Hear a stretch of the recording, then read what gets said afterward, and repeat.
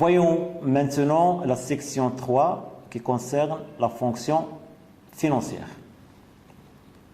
Comme introduction, je peux dire que le rôle de la fonction financière dans l'entreprise est d'une grande importance. Donc, quelle que soit sa taille, une entreprise ne peut pas fonctionner sans avoir une certaine visibilité parfaite sur ses finances et s'il n'est pas en bonne santé financière. Donc, cette fonction-là, elle joue plusieurs rôles. Tout d'abord, un rôle d'aide à la décision, parce que avant de prendre n'importe quelle décision qui implique un flux financier, le gestionnaire, le dirigeant de l'entreprise doit consulter la direction financière pour des informations d'ordre financier.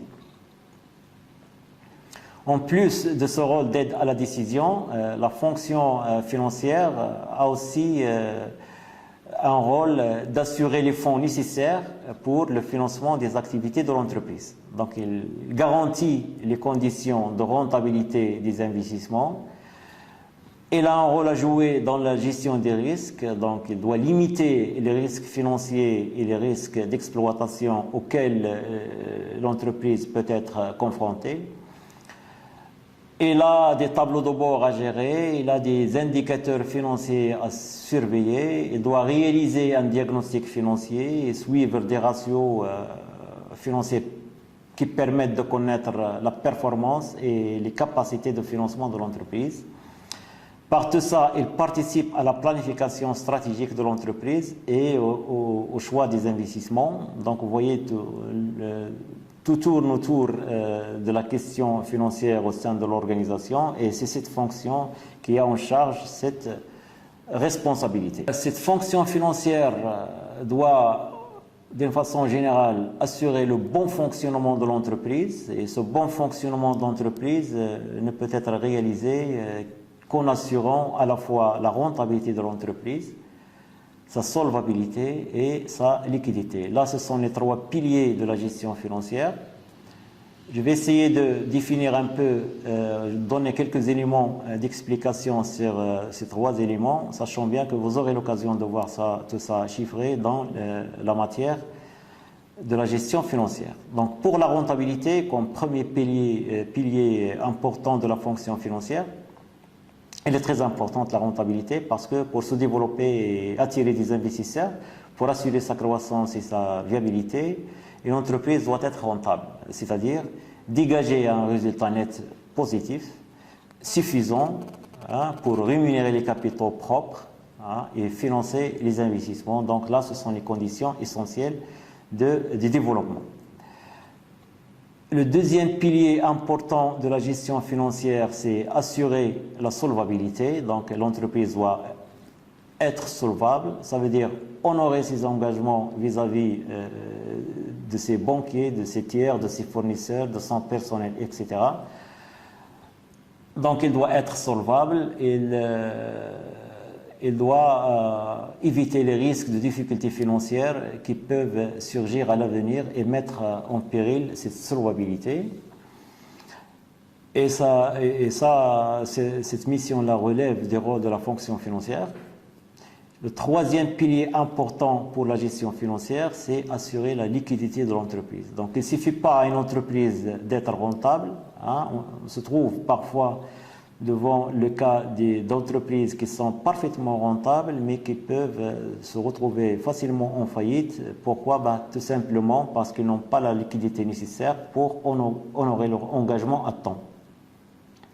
Donc, pour réaliser cette mission, la fonction financière doit en permanence évaluer et prévoir les besoins en financement de l'entreprise, mettre à la disposition de l'entreprise les ressources financières nécessaires à la couverture des besoins et surveiller en permanence son équilibre financier. Donc, vous voyez là l'importance un peu de cette fonction et de laquelle dépend la survie et la viabilité de l'entreprise.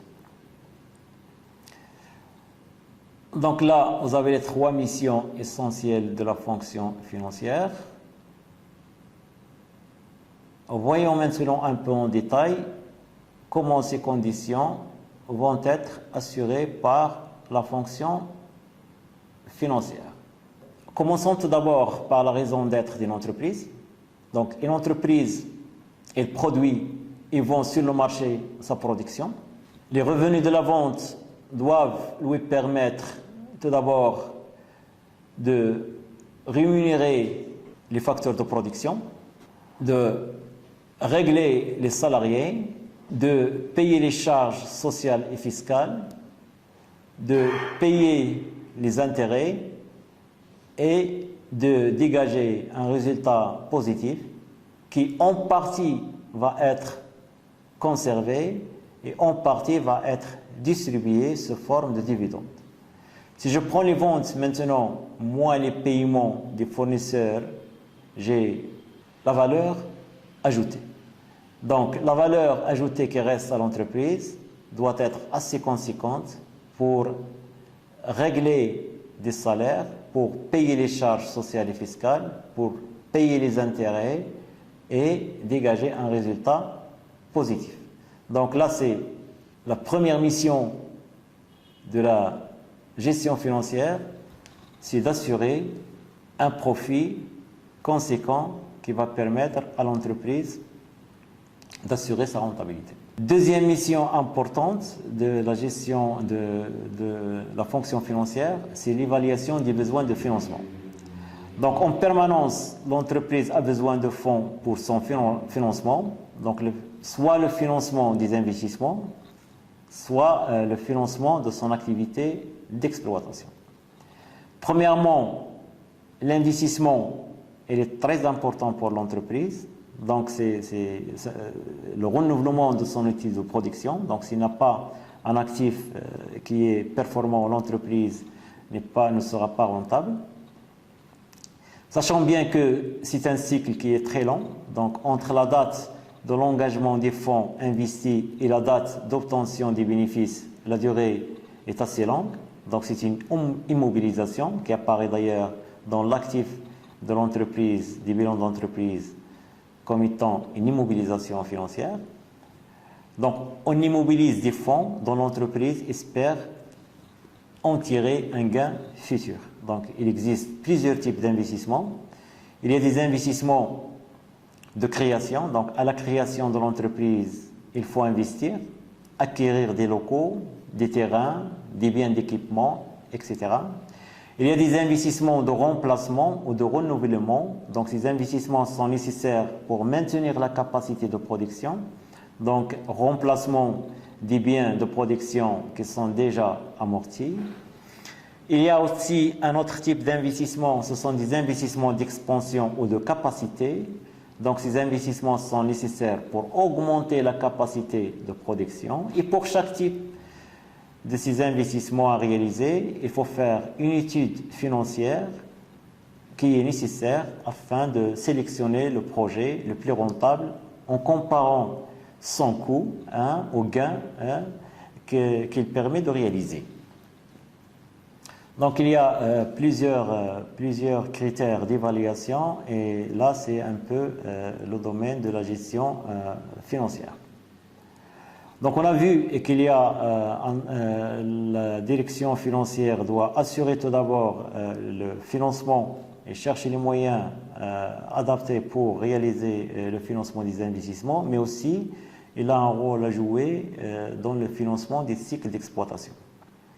Le cycle d'exploitation, ça aussi c'est un domaine d'investissement. Il fait partie de l'actif et du passif de l'entreprise. Donc ce cycle regroupe toutes les opérations qui vont de l'achat des matières premières jusqu'à l'encaissement des chiffres d'affaires. Donc ce sont toutes les opérations d'approvisionnement, de stockage, de production, de vente, etc. La durée de ce cycle varie selon l'activité et la taille de l'entreprise. Donc vous avez là le schéma des cycles d'exploitation qui se traduit sur le plan financier par des décaissements au niveau de l'actif et pour l'achat des matières premières, leur transformation, le paiement des salaires, le paiement des autres charges externes, etc. Tout au long de ce cycle, l'entreprise doit chercher des fonds pour faire face aux besoins de financement de ce cycle. Parce que lorsque l'entreprise produit et stocke, ce sont des fonds qui sont immobilisés Donc il achète déjà des matières premières, donc ce sont des fonds qui sont décaissés. Il stocke, ce sont des fonds qui sont immobilisés. Il paye les charges de personnel, il paye les autres charges sociales, il paye les charges fixes, etc. avant d'attendre le moment de la vente. Et une fois le produit est mis à la disposition du client, généralement il faut attendre 2 mois, 3 mois avant l'encaissement des créances clients. Donc tout ce cycle-là, ce sont des fonds qui sont immobilisés et parfois il faut aller chercher comment financer ce cycle. Mais ce cycle ne sont pas tout simplement des dépenses, et là aussi il permet une rentrée de ressources sous forme de crédit fournisseur. On représente ce cycle de cette manière-là, donc il s'étale de l'achat des matières premières jusqu'au règlement des clients. Donc il y a le cycle d'approvisionnement qui comprend l'achat des matières premières, stock des matières premières, intervient le cycle de production, donc c'est la production proprement dite, et il y a le stock des produits finis, et puis à la fin, la vente au client, là c'est le cycle de commercialisation. Le besoin de financement des cycles d'exploitation est né des décalages entre les encaissements et les décaissements au niveau de ce cycle-là, et généralement il est représenté par le BFR, qui est égal au stock plus les créances moins les dettes fournisseurs.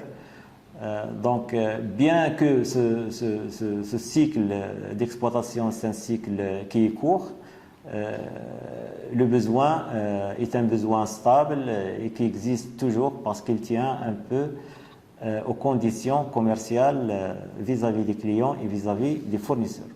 Là, c'est un domaine qui est très important et qui pose des problèmes de financement, des problèmes permanents de financement, et c'est lui qui met en danger à tout moment la trésorerie de l'entreprise. Les moyens de financement à court terme, donc ils sont connus, c'est le crédit fournisseur. La direction, la fonction financière doit essayer d'obtenir des conditions vis-à-vis des fournisseurs qui soulagent un peu la trésorerie de l'entreprise, donc essayer de négocier les délais les plus longs, parce que c'est une ressource. Et vis-à-vis des clients, essayer de réduire un peu la durée crédit client, chose qui n'est pas tout à fait évidente compte tenu de la concurrence qui existe. Deuxième moyen de financement à court terme, ce sont les crédits bancaires. Donc l'entreprise s'adresse aux banques pour obtenir un crédit à court terme qui lui permet de faire face aux besoins du cycle d'exploitation. Donc il existe plusieurs formes de crédit. Crédit de financement de la trésorerie, l'escompte des effets de commerce. Alors là, l'entreprise peut négocier les effets de commerce qu'elle possède en portefeuille et le crédit par caisse. Le découvert par exemple, les facilités de caisse. Donc il y a plusieurs mécanismes de financement à court terme possibles. Ce n'est pas toujours évident, mais qui sont possibles pour financer le BFR. Il y a aussi les crédits de financement des stocks, il y a aussi l'affacturage, etc. Les moyens de financement à moyen et à long terme, là il y a essentiellement l'autofinancement. Donc quand l'entreprise finance ses investissements par ses propres moyens, donc il s'agit de l'autofinancement. Ce sont des moyens de financement permanents, propres à l'entreprise, et qui sont généralement les bénéfices plus les amortissements et les provisions pratiquées. Sachant bien que les amortissements et les provisions sont des charges fictives, donc ce sont des charges non décaissables, donc ils vont rester à la disposition de l'entreprise. Si on ajoute la somme des amortissements et des provisions aux bénéfices, on est dans l'autofinancement. Il y a aussi une autre source de financement à moyen et à long terme, ce sont les apports nouveaux. Donc il s'agit de l'augmentation du capital par plusieurs façons, soit en numéraire, soit par l'émission de nouvelles actions, soit l'augmentation du capital en nature. Donc il y a là un bien réel qui est apporté, soit un terrain, du matériel, etc. Soit l'augmentation du capital par incorporation des réserves, etc. En plus de ces financements-là, l'autofinancement et les apports nouveaux, il y a les emprunts, bien entendu, donc à moyen et long terme. Ce sont des crédits bancaires qui financent les investissements et dont la durée de vie est inférieure à 7 ans, c'est sont à court terme, ou bien supérieure à 7 ans. Là, on est dans le crédit à long terme. Bien entendu, il y a d'autres formules, donc c'est le crédit bail. Au lieu d'acheter l'équipement, l'entreprise le loue chez une société de crédit bail qui l'achète à sa demande. À ce moment-là, l'entreprise va payer seulement le loyer mensuel convenu dans le contrat. Et à la fin du contrat, l'entreprise peut soit acheter le matériel en question, soit le restituer à la société de crédit bail, soit renouveler le bail. Là, ce sont les 5 modalités de financement des investissements à moyen et à long terme.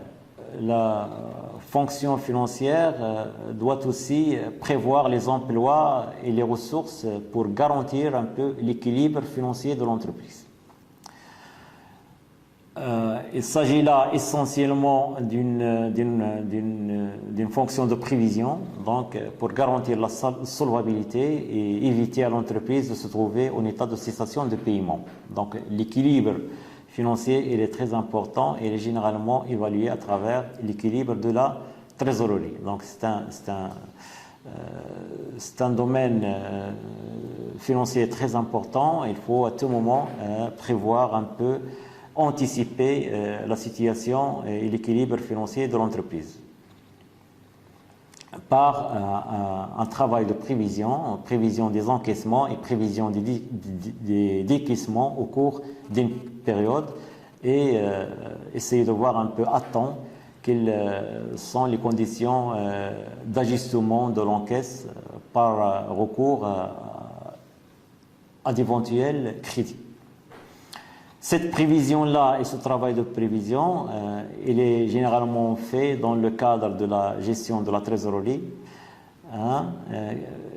sachant bien que cette gestion elle dépend de l'interaction de 3 facteurs essentiels. D'une part, l'investissement, d'autre part, le financement et l'exploitation. Et c'est de la qualité de la gestion de ces 3 facteurs que va dépendre l'équilibre général de l'entreprise et va dépendre sa solvabilité. Donc, au sein de l'entreprise, il y a là 3 cycles importants. Donc, il y a un cycle, le cycle tout d'abord, c'est une suite d'opérations d'une même nature. On parle du cycle d'investissement, donc c'est la suite d'opérations allant de l'acquisition de l'immobilisation à sa cession, donc ou sa mise hors du circuit, hors de l'actif. C'est un cycle de financement et c'est un cycle qui est plus ou moins lent, donc il est schématisé, comme vous le voyez là, sur l'actif immobilisé. Donc l'actif immobilisé d'un bilan, il schématise l'actif, le cycle d'investissement. Il y a aussi le cycle de financement. Là, le cycle de financement, il regroupe toutes les opérations allant de l'augmentation du capital ou bien de l'emprunt bancaire, le paiement des intérêts, le paiement du principal, etc. Donc, toutes les opérations qui concernent le financement. Dans le passif du bilan, il est schématisé par les capitaux permanents, donc les capitaux propres plus les capitaux assimilés et les dettes à long et moyen terme. Et enfin, il y a le cycle d'exploitation qui fait partie de l'actif et du passif circulant de l'entreprise. Donc, il regroupe toutes les opérations qui vont de l'achat des matières premières jusqu'à l'encaissement des chiffres d'affaires. Donc, les opérations d'approvisionnement, de production, de vente, de stockage. La durée de ce cycle de vie varie selon les activités et la taille de l'entreprise. Sur le bilan, il est schématisé par l'actif circulant et le passif circulant.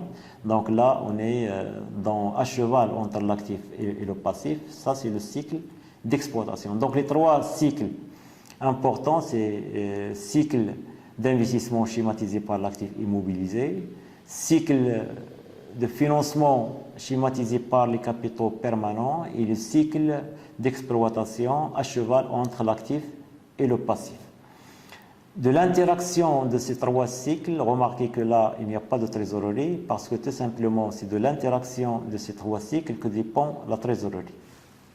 Négative ou positive, donc il faut revenir et chercher quelle est l'origine de cette situation au niveau des trois cycles cités. La différence entre les besoins des cycles d'exploitation qui sont l'achat des matières premières, le stockage des matières premières, la production, etc. Là, ce sont des besoins. Le décalage entre ces besoins et les ressources de financement dégagées par ce cycle. Les ressources dégagées par ce cycle sont essentiellement les dettes fournisseurs. Donc, le décalage entre besoins et ressources fait naître le besoin en fonds de roulement. Et ce besoin en fonds de roulement doit être financé soit par un excédent des capitaux permanents sur l'actif immobilisé, soit par d'autres moyens de crédit à court terme. Donc, ce besoin-là, c'est déjà un élément très important qui détermine la situation de la trésorerie. BFR, schématiquement, est égal au stock, plus les créances, moins les dettes fournisseurs, ce qu'on appelle l'actif circulant, moins le passif circulant. Donc, nous avons là le BFR, et ce décalage-là, il doit être financé par un moyen de financement quelconque, soit par l'excédent des capitaux propres, des capitaux permanents sur les emplois stables, ce qu'on appelle le fonds de roulement, sinon par des moyens de financement à court terme.